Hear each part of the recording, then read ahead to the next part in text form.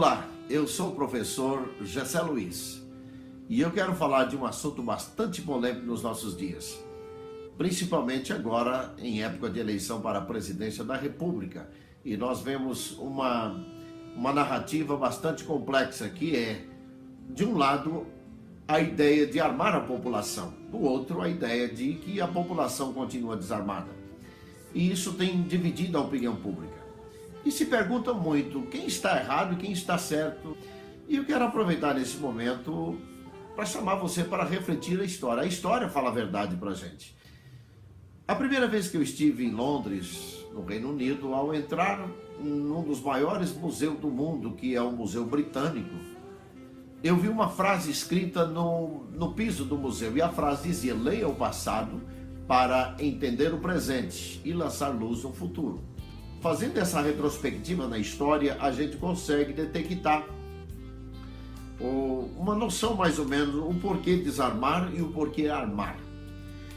No século VII, quando Roma havia caído, o reino que prevaleceu e que dominou o Ocidente e quase todo o continente europeu era o reino visigótico. Os visigodos, eles invadiram e conquistaram todas as populações romanas. O reino visigótico não permitia que as populações romanas fossem armadas, tivessem armas. E com isso eles teriam facilidade de continuar dominando todo o continente.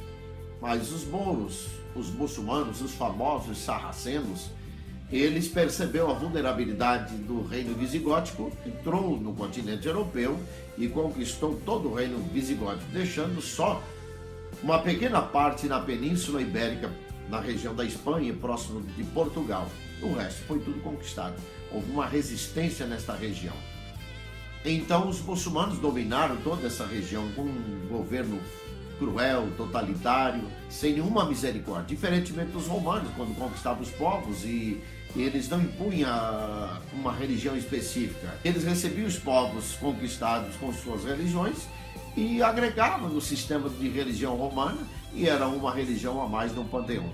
E foi assim que os muçulmanos, diferentemente dos romanos, dominou impondo uma só fé, uma só religião, que era o Deus Alá, o Maomé, e não permitindo que houvesse que todas aquelas populações romanas do governo visigótico tivesse liberdade. Mas houve uma resistência na Península Ibérica, e nesse período, nessa pequena faixa, a Igreja Católica, com alguns oficiais com experiências de guerra, começou vagarosamente a armar um exército poderoso e armar a população. E ao armar a população e preparar os exércitos, eles começaram a reconquista de novo, começaram a empurrar novamente os muçulmanos de volta até chegar ao Marrocos e, naturalmente, norte da África, e jogando também para o Oriente. Foi assim que a Igreja Católica começou a reconquistar a Europa através das famosas cruzadas. Depois teve lá também o exército dos Templários. E tudo isso faz parte da história. Por que estou dizendo isso? Lembrando que as populações da época só foram capazes de reconquistar a terra tomada pelos muçulmanos através do armamento.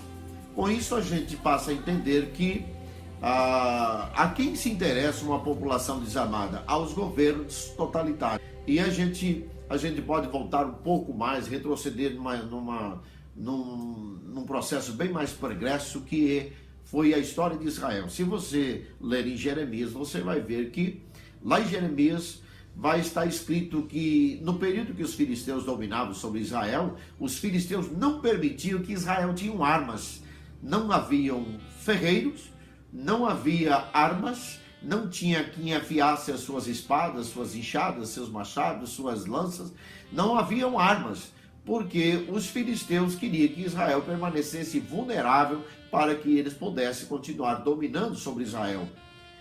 E esta é uma temática antiga, esta narrativa é antiga. Se você observar, todos os reinos totalitários, reinos esmagadores, não permitiam que as populações fossem armadas. Com isso a gente faz uma pergunta: a quem se interessa uma população vulnerável?